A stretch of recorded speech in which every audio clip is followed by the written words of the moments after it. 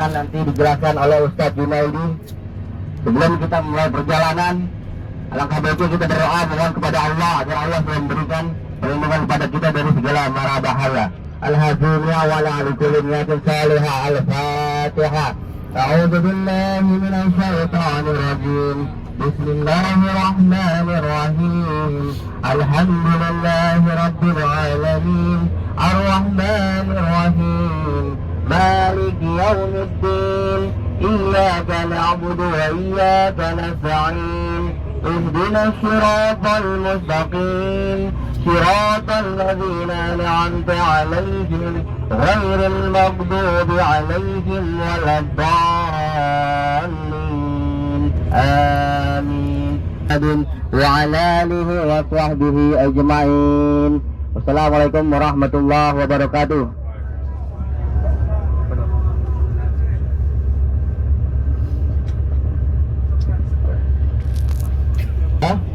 Tambah sehat dan juga tambah semangat melaksanakan rangkaian ibadah.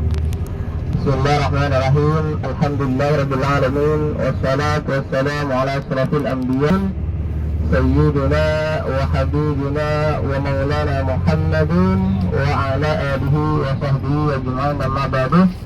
Alhamdulillah jamaah Allah yang dimuliakan Allah Subhanahu wa taala, kita patut bersyukur kepada Allah Subhanahu wa taala yang tidak ada hentinya untuk kita syukuri, seperti yang sebelum kita rasakan bersama. Kita berada di tempat yang mulia, di tanah yang mulia, dalam keadaan sehat walafiat, dan alhamdulillah kita semuanya diberikan kesempatan oleh Allah di tempat ini untuk melaksanakan ibadah-ibadah yang mana pahalanya tinggi di sisinya, bahkan 100.000 kali.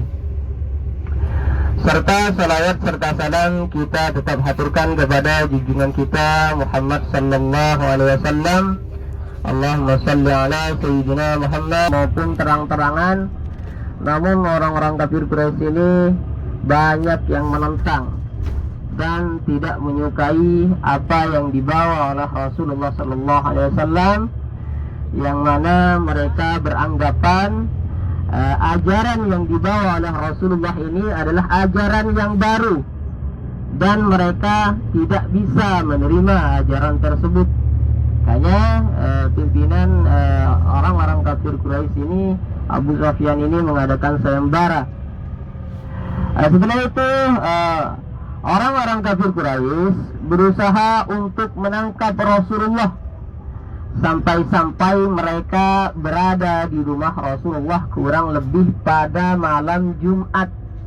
Hari Kamis Rasulullah sudah mendengar kabar bahwasanya beliau akan dibunuh oleh orang kafir Quraisy. Setelah itu Rasulullah memberitahu sahabatnya Sayyidina Abu Bakar As-Siddiq, mengajak beliau untuk hijrah ke kota Madinah.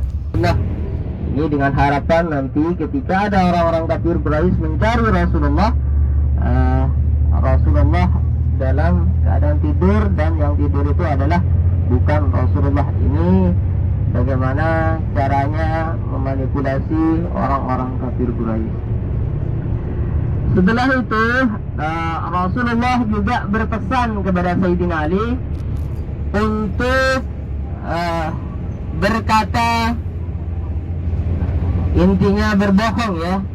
Jadi dalam artian ketika ada orang kafir Quraisy nanti yang mencari Rasulullah, maka katakan tidak tahu.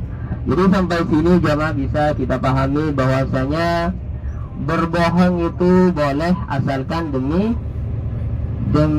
kebaikan. Tapi rata-rata kalau untuk saat ini kita berbohong bukan lagi untuk kebaikan, tapi hanya mengikuti hawa nafsu saja. Setelah itu Rasulullah sudah bergegas-gegas pergi keluar dari rumahnya, tepatnya pada jam 12 malam.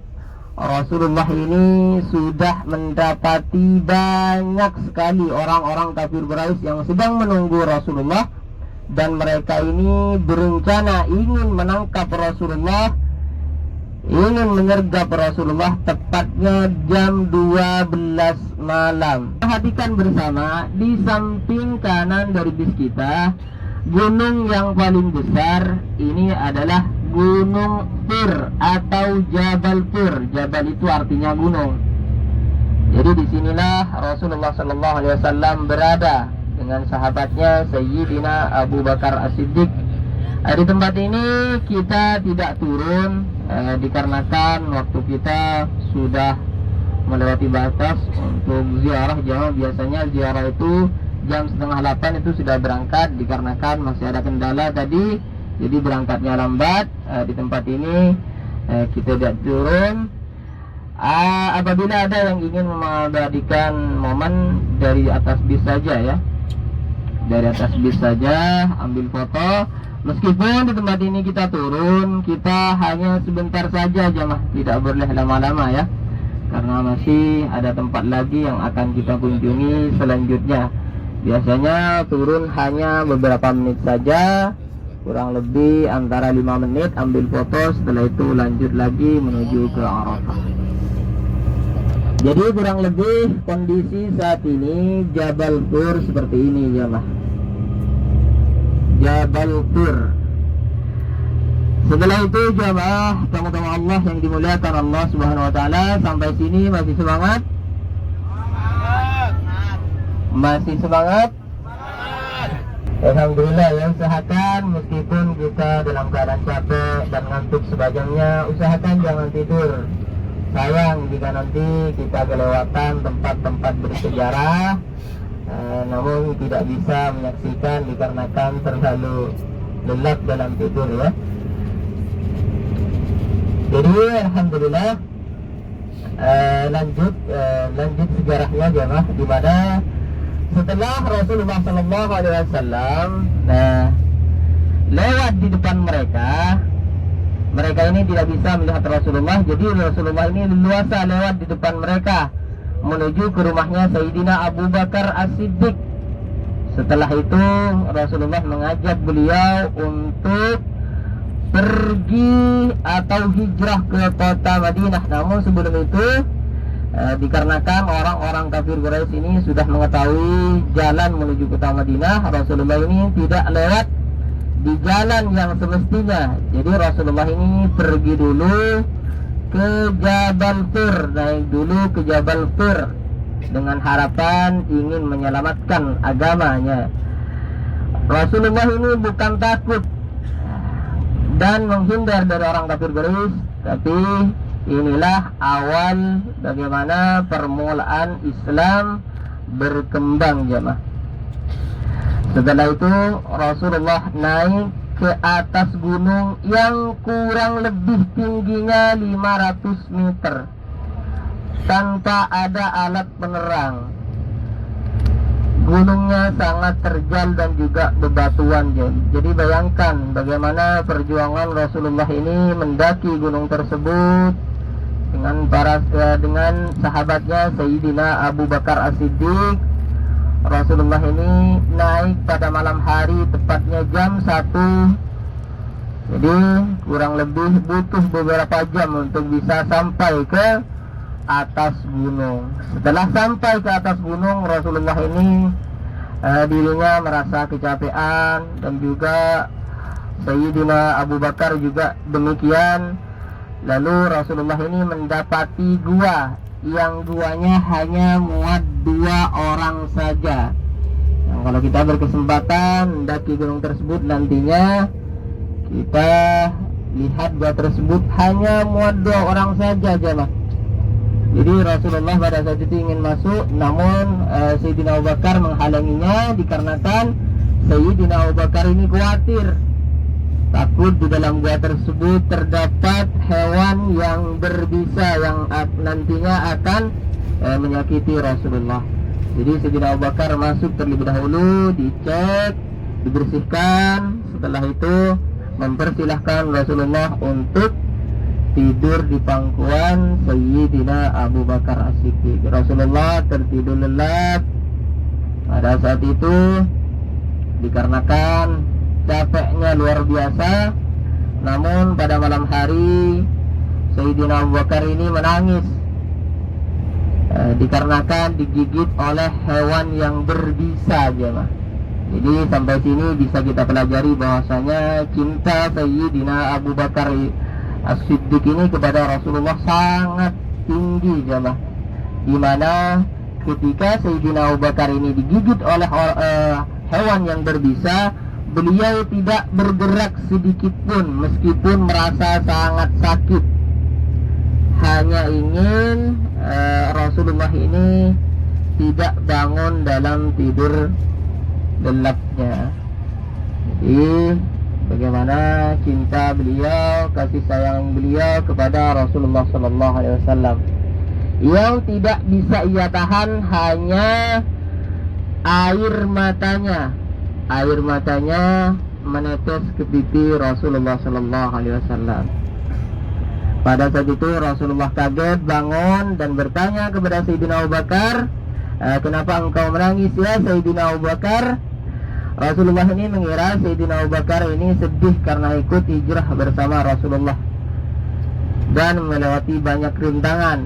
Namun Sayyidina Abu Bakar ini menyampaikan bahwasanya beliau sebelumnya digigit oleh hewan yang berbisa. Setelah itu Rasulullah mencoba untuk mengobati luka tersebut dengan air Rasulullah. Pada saat itu alhamdulillah luka tersebut sembuh seketika aja.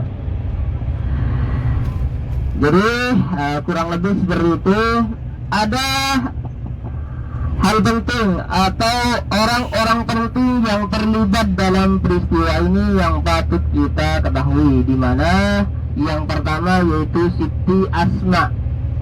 Siti Asma ini adalah putri dari Sayyidina Abu Bakar As-Siddiq. Beliau ada riwayat yang mengatakan beliau sedang hamil besar. Beliau yang memberi makan Rasulullah dengan ayahnya selama kurang lebih 3 hari. Beliau rela mendaki gunung yang sangat tinggi demi memberi makan Rasulullah dengan ayahnya. Padahal beliau sedang hamil 8 bulan. Jadi bayangkan jamaah bagaimana perjuangan beliau. Patut kita contoh ketika kita sedang hamil untuk tidak bermalas-malasan, tetap beraktivitas yang semestinya. Dan selanjutnya Sayyid Abdullah, beliau masih sangat muda. Ada riwayat yang mengatakan beliau sedang umur 10 tahun, tapi beliau sangat pandai dan menjadi intelijen atau mata-mata. Beliau menyampaikan informasi kepada Rasulullah pada malam hari. Ketika siang hari beliau berkumpul dengan orang-orang kafir Quraisy. Beliau juga yang terlibat penting dalam peristiwa ini. Selanjutnya Amr bin Fuhairah, beliau adalah seorang pengembala kambing, budak dari Sayyidina Abu Bakar. Beliau yang memberikan susu hasil dari kambingnya dan juga dikasih kepada Rasulullah, dan juga beliau yang menutupi jejak-jejak kaki mereka, yaitu Siti Asma, Sayyid Abdullah dan juga Rasulullah pada saat itu, dengan cara menggiring kambingnya ke lereng-lereng Jabal Tur. Jadi ketiga orang ini jamaah patut kita ketahui, patut kita catat, dan juga bisa kita ambil pelajaran di mana mereka ini sangat berperan penting dalam peristiwa hijrahnya Rasulullah Sallallahu Alaihi Wasallam. Dan yang keempat yaitu adalah Abdullah bin Uraikid. Beliau adalah seorang penunjuk jalan dari kota Mekah menuju ke kota Madinah. Jadi kurang lebih ada 4 orang. Ada 4 orang yang penting dalam peristiwa hijrahnya Rasulullah Sallallahu Alaihi Wasallam.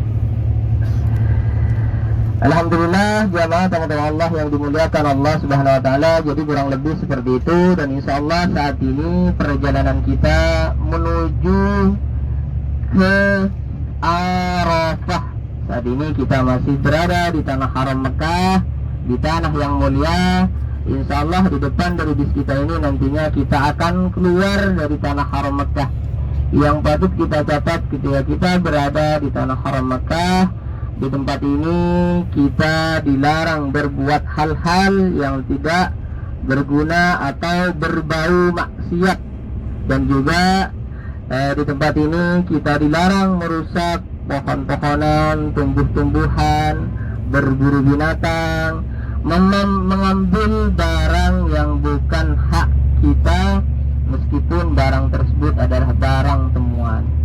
Jadi nanti juga kemungkinan kalau kita nanti menemukan barang yang bukan milik kita, baiknya dikeluarkan saja atau dikasih kepada pihak yang berwajib ya. Dari sebagian keluarga kita berada di tempat ini belajar menimba ilmu. Biasanya tempat-tempat ini atau tempat ini digunakan oleh mahasiswa yang memiliki kecerdasan di atas rata-rata, biasanya dapat biaya siswa dan belajar gratis, bahkan digaji tiap bulannya. Jadi jika kita nantinya berkeinginan atau keluarga kita sekolah di tempat ini, belajar di tempat ini, semoga Allah mempermudah insyaallah. Amin amin ya rabbal alamin. Alhamdulillah, insyaallah sebentar lagi kita akan sampai ke bumi Arafah. Jadi tidak jauh dari tempat ini.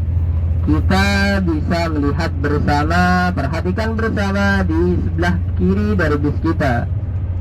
Sebelah kiri dari bis kita akan melihat plang-plang kuning Bidayatu Arafah. Jadi batas-batas bumi Arafah.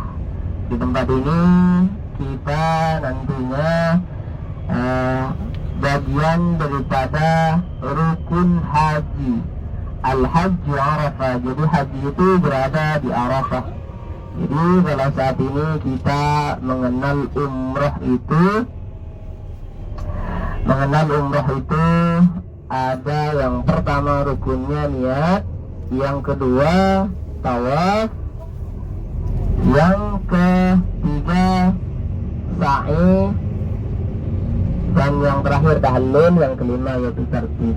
Kalau kita haji nantinya berniat, yang kedua wukuf di Arafah, yang ketiga tawaf, sa'i, dan tahallul, tapi masih melewati ritual-ritual selanjutnya. Insyaallah nanti kita secara langsung manasik haji. Insyaallah karena kita yang ada di bis ini berkesempatan untuk melaksanakan haji ya. Amin amin ya rabbal alamin. Tidak hanya melaksanakan haji kecil seperti yang saat ini kita rasakan bersama, kita laksanakan bersama, yaitu umrah, tapi juga nanti kita berkesempatan untuk melaksanakan haji di tahun ini atau tahun-tahun selanjutnya. Amin amin ya rabbal alamin. Kita semua saat ini sudah penghijauan ya. Bahkan pohon-pohon ini memang sengaja ditanam di berbagai tempat dan dilestarikan. Ini dengan harapan memberi keringanan kepada jamaah haji ketika melaksanakan wukuf, di mana kalau di tempat ini wukuf tepatnya pada bulan haji, tempat ini sangat panas sekali jamaah, panas sekali, bisa sampai 40 derajat ke atas. Jadi dengan menanami pohon-pohon ini, alhamdulillah memberikan keringanan kepada jamaah haji. Namun ada sebagian ulama yang tidak setuju ya, karena kan Arafah ini adalah gambaran dari padang mahsyar. Jadi kalau tempatnya sudah tidak panas lagi, nantinya tidak menggambarkan padang mahsyar. Jadi alhamdulillah jamaah teman-teman Allah yang dimuliakan Allah Subhanahu wa taala, dengan ditanami pohon ini alhamdulillah memberikan keringanan serta jamaah haji itu tidak merasa terlalu kepanasan ya. Dan alhamdulillah biasanya di samping kanan kita ini nantinya ke depan itu dibangun tenda-tenda. Tenda-tenda ini adalah tenda yang tidak permanen, yang selepas daripada pelaksanaan wukuf biasanya dilepas, dipasang kurang lebih 3 hari sebelum pelaksanaan wukuf. Di banyak di tempat ini fasilitas sekarang ya, fasilitasnya banyak sekarang, di mana ada toilet dan semacamnya, dan juga ada tenda nantinya yang memang disiapkan oleh pemerintah sini yang di dalamnya sudah lengkap, ada AC-nya dan semacamnya. Alhamdulillah nanti jika kita berkesempatan melaksanakan haji, insya Allah melaksanakan haji dengan nyaman dan bisa beribadah dengan sesungguhnya. Namun yang terpenting jamaah, di tempat inilah tempat yang paling baik, tepatnya pada tanggal 9 Dzulhijjah, di mana hari Arafah ini adalah hari baik dalam 1 tahun. Sebaik-baiknya hari dalam 1 tahun yaitu hari Arafah, tepatnya pada tanggal 9 Dzulhijjah. Kalau kita tidak melaksanakan haji, kita dianjurkan untuk puasa hari Arafah, yang mana puasa ini bisa menghapus dosa setahun sebelumnya dan setahun setelahnya. Jadi bagaimana hari ini adalah hari terbaik. Di tempat ini juga kita dianjurkan memperbanyak berdoa kepada Allah Subhanahu wa taala, dan insyaallah apa yang kita minta di tempat ini Allah pasti kabulkan, tepatnya pada tanggal 9 Dzulhijjah. Kalau pada hari biasa tempat ini sama seperti tempat yang lain. Namun nantinya jika jamaah ingin berdoa, kami tidak melarang ya, silahkan doa, usahakan tetap menghadap ke kiblat, aturan sesuai dengan sunnah Rasulullah SAW.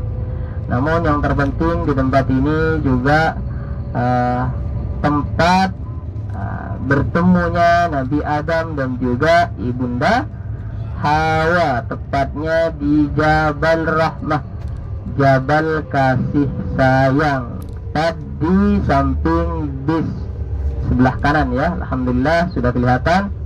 Jadi tugu warna putih dan biru di atas bukit tersebut, disitulah Nabi Adam dan juga ibunda Hawa dipertemukan Allah Ta'ala setelah mereka dipisahkan dari surga. Jadi tempat ini atau bukit ini dikenal Jabal Rahmah, Jabal Kasih Sayang atau Bukit Kasih Sayang, dan berkesempatan untuk memohon dan minta jodoh. Jadi nanti jamaah kalau mau berdoa tetap ikuti aturan sunnah dan juga doa meminta jodoh ya. Tidak hanya berdoa di tempat ini tapi juga di Masjidil Haram. Yang belum punya jodoh, yang sudah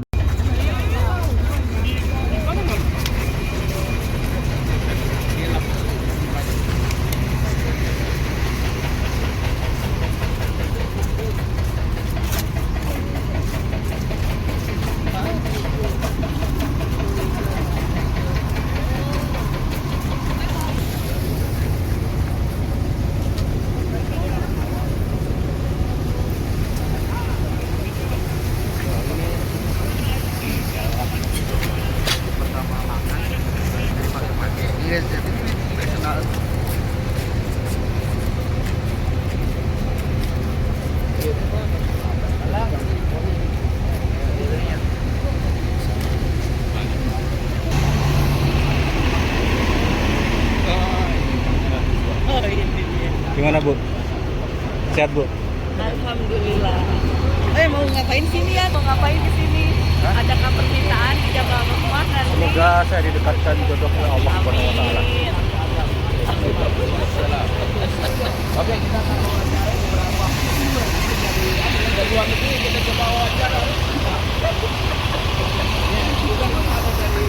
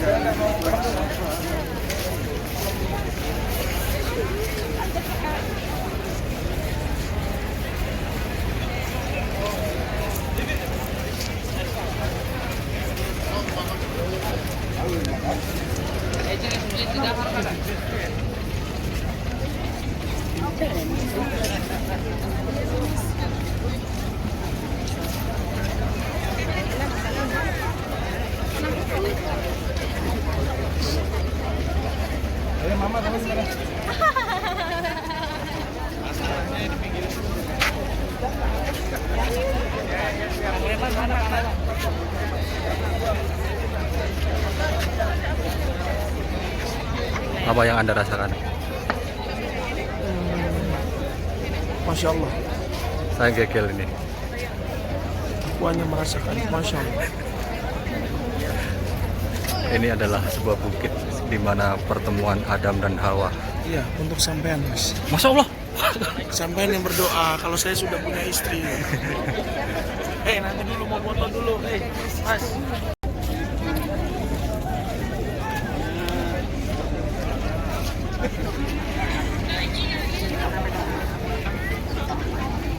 Apa mana apa? Abah di belakang. Tadi lagi ada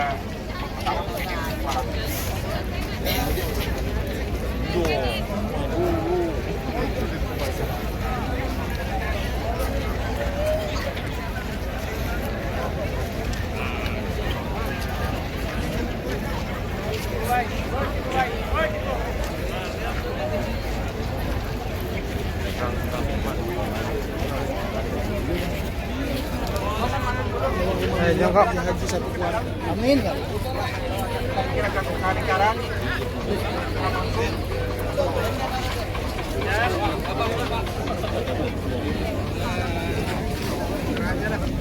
Oke, dengerin saya.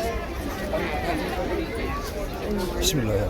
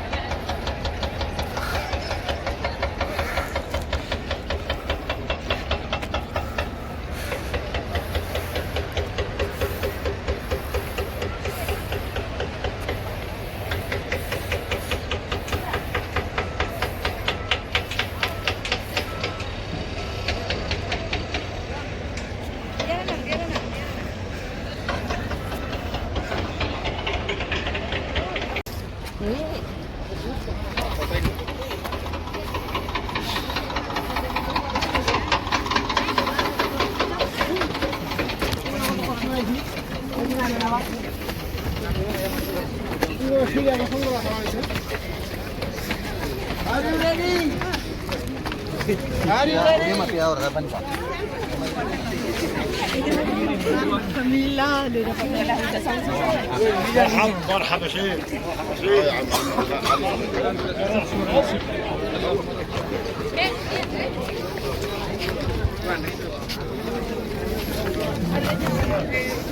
Batu-batu. Videonya ada.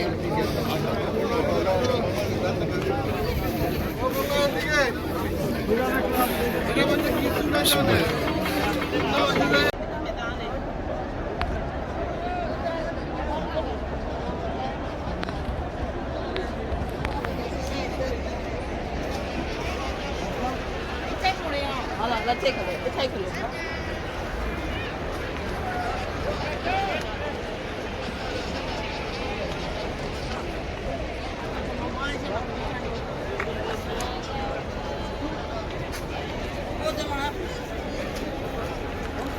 Ini untuk mengingatkan teman kamarnya apabila Ini tadi berapa belinya? Tadi berangkat ada yang belum ada. 100.000 1 kilo. Terima kasih. 100.000 rupiah. Kalau relnya berapa? Ini berarti 50. 50 rel. Masya Allah. Udah lengkap belum Bang Sadi? Imamnya, tempat imamnya, tepatnya di kudanya itu bukan termasuk bumi Arafah, dan ke belakangnya itu adalah bumi Arafah. Yang mana masjid itu dulunya pernah disolati oleh Rasulullah SAW. Jadi ketika Rasulullah SAW melaksanakan haji yang dikenal dengan haji wada, Rasulullah tidak langsung masuk ke Arafah untuk melaksanakan wukuf, tapi Rasulullah masih sholat zuhur dan juga sholat asar di jamak takdim di tempat tersebut. Dalam tempat tersebut dibangun masjid yang dikenal dengan Masjid Namerah, dan setelah itu Rasulullah langsung menuju ke Arafah, tepatnya di lereng-lereng Jabal Rahmah. Di sanalah Rasulullah dengan para sahabatnya melaksanakan wukuf, berdoa kepada Allah, dan Rasulullah menyampaikan khutbahnya seakan-akan beliau akan berpisah dengan para sahabatnya, karena Rasulullah beberapa bulan setelah melaksanakan haji, Rasulullah ini wafat jemaah. Jadi Rasulullah melaksanakan haji selama seumur hidupnya hanya 1 kali saja, yang dikenal dengan haji wada. Dan jalan ini adalah jalan menuju ke Musdalifah yang biasanya digunakan oleh jamaah haji.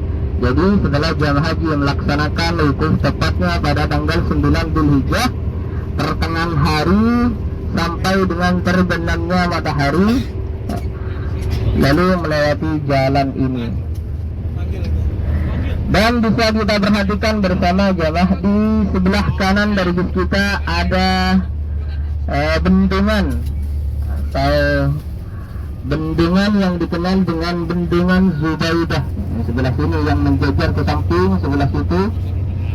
Jadi bendungan ini sudah cukup berumur ya, dimana bendungan ini dibangun pada masa Harun ar-Rasyid. Raja Harun ar-Rasyid, beliau memiliki istri yang bernama Zubaidah. Zubaidah ini bermimpi dulunya beliau diminta air oleh jamaah haji. Setelah mimpinya ditakwil, maka beliau dianjurkan untuk membangun bendungan ini, tujuannya untuk menampung air fasilitas untuk jamaah haji. Jadi bangunan ini, bendungan ini masih tetap ada sampai saat ini, sampai di sini ya.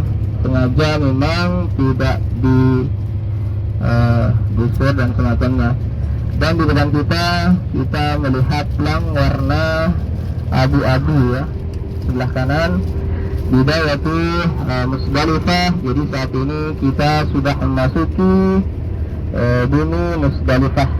Di tempat ini kita dianjurkan untuk mabit. Mabit ini bermalam, tepatnya pada tanggal 9 Dzulhijjah, pada malam 10 malam Dzulhijjah ya, berada di tempat ini. Dianjurkan untuk berada di tempat ini, melaksanakan mabit dalam artian di tempat ini memperbanyak ibadah kepada Allah Subhanahu wa taala dan juga berdoa. Apabila tidak ada di tempat ini pada tanggal 9 Dzulhijjah, tepatnya pada malam Dzulhijjah, maka dianjurkan untuk membayar dam. Jadi di tempat ini hanya 1 malam saja. Dan di samping kita ini jemaah adalah Masjid Masy'aril Haram. Fa'idha afattum min arafatin fadkurullah indal mas'aril haram. Jadi setelah selesai melaksanakan wukuf di Arafah, maka bertolaklah menuju ke Masjidil Haram. Karena memang di tempat ini Rasulullah dulunya pernah melaksanakan sholat. Setelah beliau selesai melaksanakan wukuf, Rasulullah tidak langsung sholatnya di Arafah, tapi Rasulullah langsung menuju ke tempat ini untuk melaksanakan sholat maghrib dan juga sholat isya di jamak takhir, tepatnya di Masjid Mas'aril Haram. Jadi kurang lebih ada 3 sholat yang dikerjakan oleh Rasulullah di masjid tersebut, yang mana sholat maghrib dan juga sholat isya dan sholat subuh. Kita di tempat ini jika nanti melaksanakan haji, kita juga dianjurkan untuk mengambil batu kerikil di tempat ini, yang mana yang pertama pada tanggal 10 Dzulhijjah kita dianjurkan untuk melempar jumrah, yang mana yang pertama jumratul aqabah 7 kali ya. Jadi batu kerikilnya memang dianjurkan mengambil di tempat ini. Di tempat ini tidak ada tenda khusus, karena memang hanya sebentar saja, 1 malam saja. Biasanya jamaah haji berada di tempat ini masih di dalam busnya, ada yang di luar hanya beralaskan tanah dan juga beratapkan langit. Lalu yang tua-tua dianjurkan boleh keluar sebelum terbitnya fajar, kurang lebih jam 1 boleh keluar. Tapi yang sehat dianjurkan setelah fajar lalu menuju ke Mina untuk melempar jumrah. Dan di depan kita ini jemaah, kita akan melihat tenda-tenda yang memang disediakan oleh pemerintah Saudi, fasilitas untuk jamaah haji. Tenda ini adalah tenda permanen sebelah kanan, Masya Allah ya. Jadi kurang lebih seperti ini tenda-tenda yang disiapkan oleh pemerintah Saudi untuk jamaah haji, yang mana tenda ini adalah tenda permanen yang tidak pernah dilepas kecuali ada yang rusak baru diperbaharui jemaah. Jadi ke depan ini banyak tenda-tenda permanen, namun tempat ini masih termasuk Musdalifah, dan bisa juga dikatakan dengan Mina Jadid atau Mina yang baru, dikarenakan tenda yang ada di Mina sudah full dan tempatnya sudah full, dan juga tidak memadai untuk membangun tenda kembali, maka dibangunlah sampai ke Mina. Apakah sah mabit di Mina? Di Musdalifah tetap sah jamaah, dikarenakan sama halnya seperti kita sholat di dalam masjid, masjidnya full, maka sholat di luar masjid berjamaah pahalanya sama seperti di tempat ini jamaah. Yang mana tempat di Mina untuk membangun tenda kembali sudah tidak memadai, maka dibangunlah sampai menuju ke Musdalifah. Insyaallah di depan kita akan melihat pelang warna biru muda. Jadi pelang ini adalah batas-batas daripada bumi Mina. Dan tidak jauh dari tempat ini jamaah, di depan di sebelah kiri nantinya kita akan melihat tugu. Tugu ini dikenal dengan Jabal Kurban. Jabal Kurban bisa kita lihat bersama, perhatikan bersama, saksikan bersama, biar kita sama-sama mengetahui letak-letak tempat-tempat bersejarah yang mana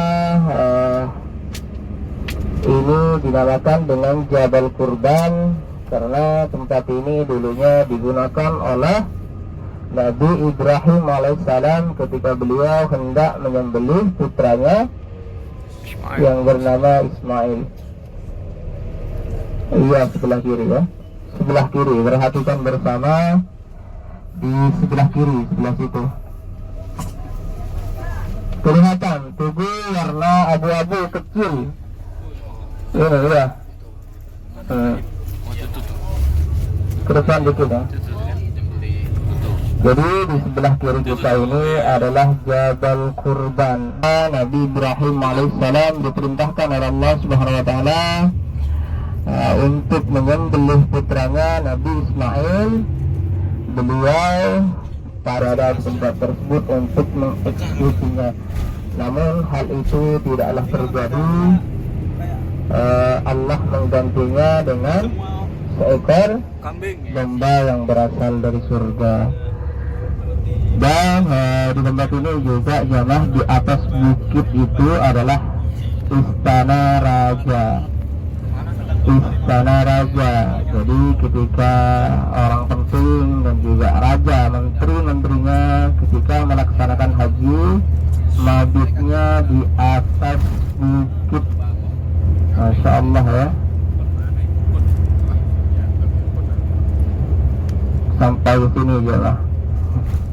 Dan juga tempat ini juga ada tempat yang istimewa bagi orang yang memiliki banyak uang. Mabitnya biasanya tidak di tenda ya, melainkan di apartemen yang lebih seperti ini ya, di sebelah kiri dan juga di depan sebelah situ jamaah.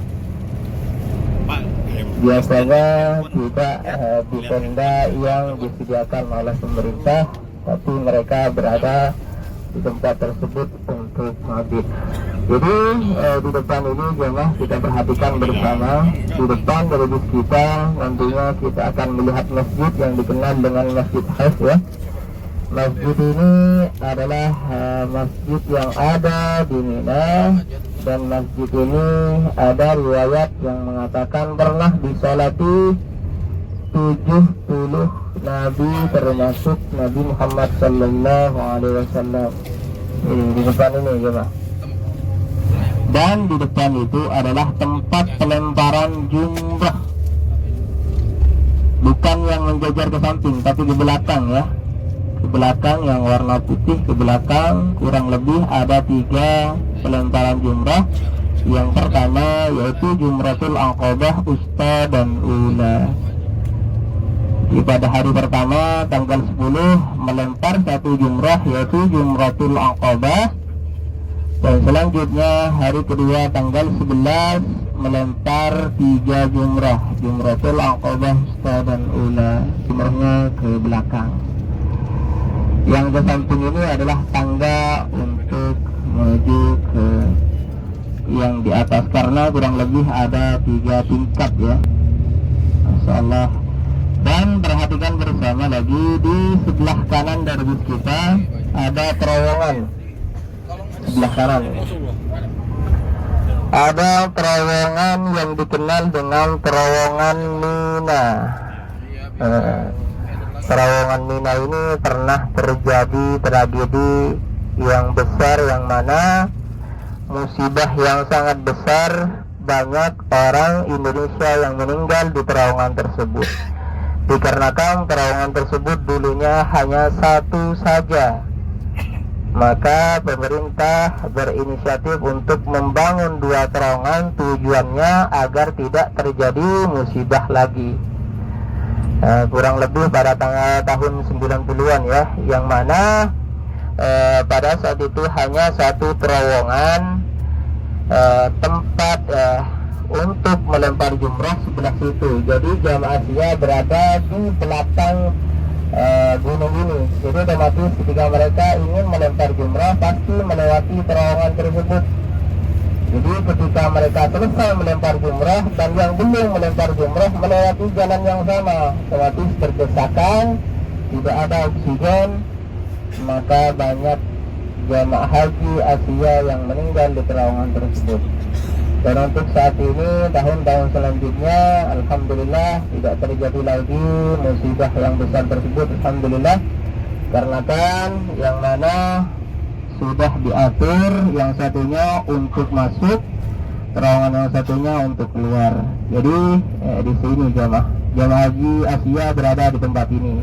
Kurang lebih Malaysia, Singapura, Brunei, Indonesia berada di tempat ini tendanya.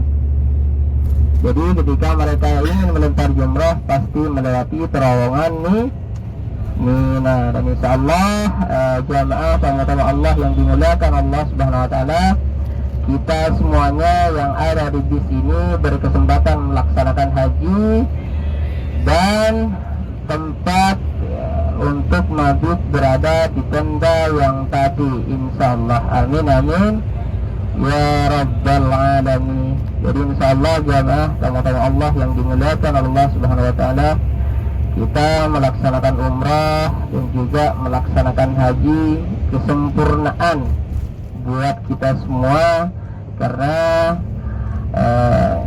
haji yang mabrur itu tidak ada balasannya kecuali surganya Allah Subhanahu wa taala dan sebagai penghapus dosa. Jadi alhamdulillah nantinya jika kita berkesempatan melaksanakan haji, suatu kebanggaan buat kita dan insyaallah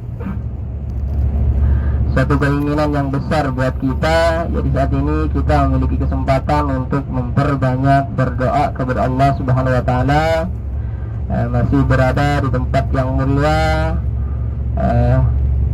Insyaallah kita akan lebih mudah diijabah doa-doa kita. Amin amin ya rabbal alamin. Jadi saat ini insyaallah kita akan menuju ke museum. Jadi kurang lebih seperti itu jamaah teman-teman Allah yang dimuliakan Allah Subhanahu wa taala, yang mana perjalanannya haji kurang lebih 6 hari ya. Maka kita insyaallah selesai melaksanakan haji yang pertama pada tanggal 8. Biasanya kita sudah mulai berniat tanggal 8. Ada sebagian jamaah haji yang masih berada di Mina untuk mabit sebelum pergi ke Arafah. Pada tanggal 9 Dzulhijjah berada di Arafah untuk wukuf. Setelah melaksanakan wukuf lanjut menuju ke Musdalifah untuk mabit bermalam 1 malam saja.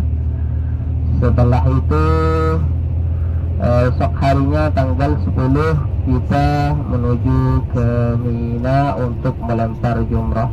Setelah melempar jumrah yang pertama, kita boleh melepas kain ihram dan semacamnya kecuali satu, tidak boleh maaf cakap bermesra-mesraan dan juga bersetubuh. Dan juga ada sebagian jamaah haji yang langsung melaksanakan tawaf ifadah, sa'i dan tahallul. Jadi tahallul pertama setelah selesai pelemparan jumrah. Dan selanjutnya hari kedua kembali lagi ke Mina dan berada kurang lebih 3 hari di Mina tanggal 11, 12. Jika baliknya tanggal 12 dikatakan dengan nafar awal, jika baliknya pada tanggal 13 dinamakan dengan nafar tani ya. Jadi kurang lebih 6 hari perjalanannya haji. Jamaah haji di tempat ini kurang lebih kalau berangkat dari Indonesia itu ada yang 40 hari. Jadi yang digunakan untuk melaksanakan haji hanya 6 hari saja. Untuk hari-hari lebihnya biasanya digunakan untuk melaksanakan umrah dan juga ziarah dan beribadah di Masjidil Haram.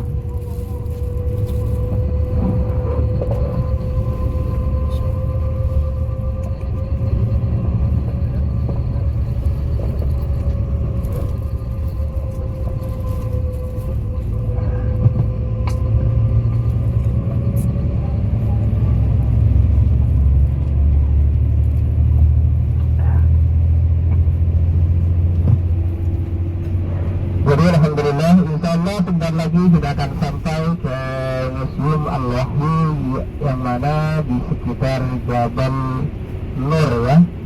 Jadi di depan dari bis kita nantinya kita akan melihat Jabal Nur. Dari sini sudah kelihatan jamaah. gunung yang paling tinggi di depan bis kita ini adalah Jabal Nur atau Gunung Cahaya, yang mana gunung ini adalah gunung yang memiliki sejarah yang sangat penting yang patut kita ketahui bersama, yang mana tempat ini adalah tempat turunnya wahyu pertama kali, di mana tepatnya di Gua Hira.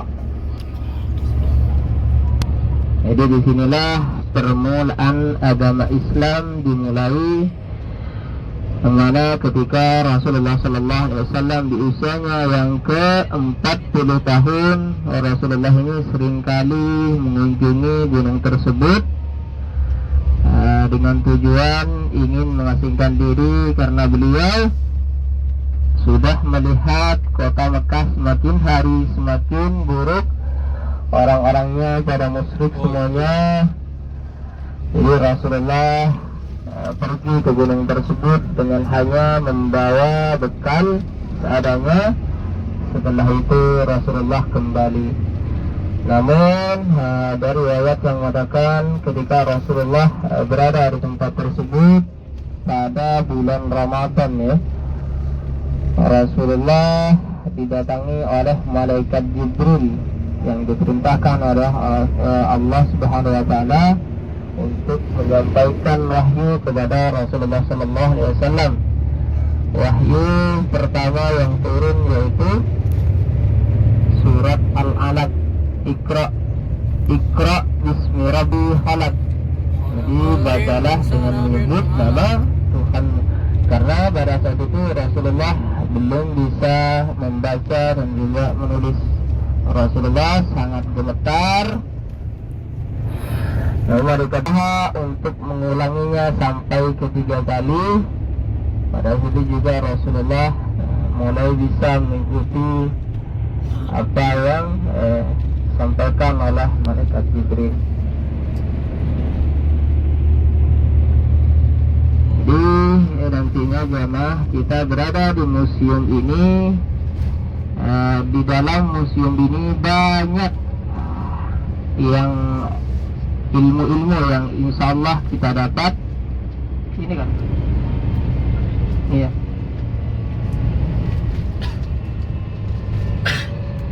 Yang mana di dalam museum ini nantinya banyak keterangan-keterangan atau tempat miniatur serta penjelasan wahyu yang pertama kali turun, mulai dari dulu sampai Nabi terakhir, yaitu Nabi Muhammad SAW. Alhamdulillah, sebentar lagi insyaallah kita akan sampai. Persiapkan diri untuk turun. Usahakan tetap diingat parkir bisnya, sedekah bisnya, dan juga nomor bisnya, nomor bis.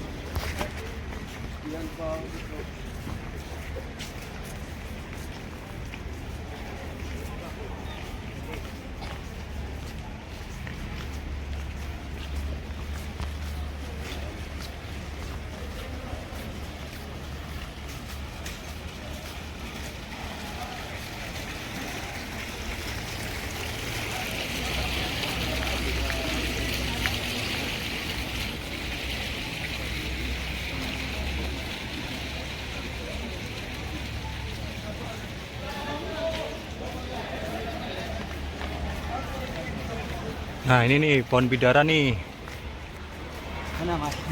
Inilah pohon bidara.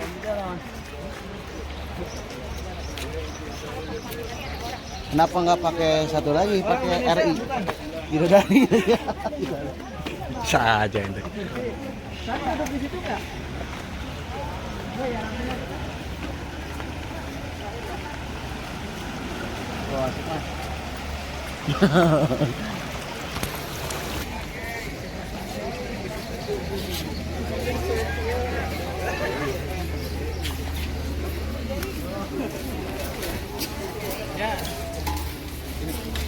Wow.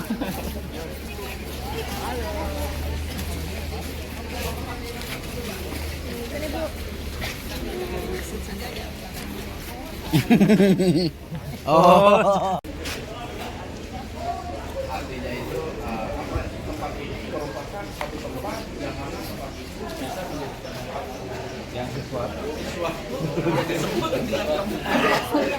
Jadi artiin Tri. Ini hero politik itu berhubungan dengan buah hero kayaknya. Ini nanti desain bangunan itu seperti itu. Ya saat ini memang kita menuju pembangunan kita saat ini. Salah. Lagi pembangunan beberapa.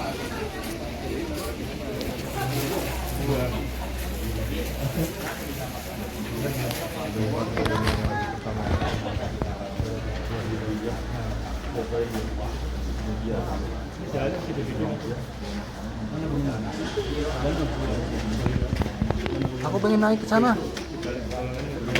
Allah. Apa bro? Itu kan banyak orangnya itu. Itu banyak orangnya di sana.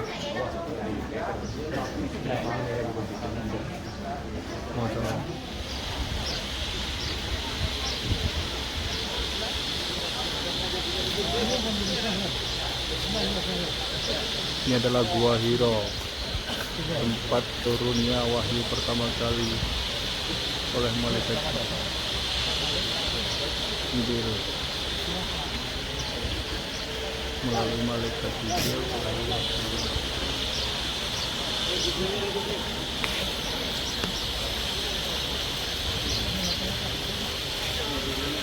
Masya Allah, banyak orang di atasnya.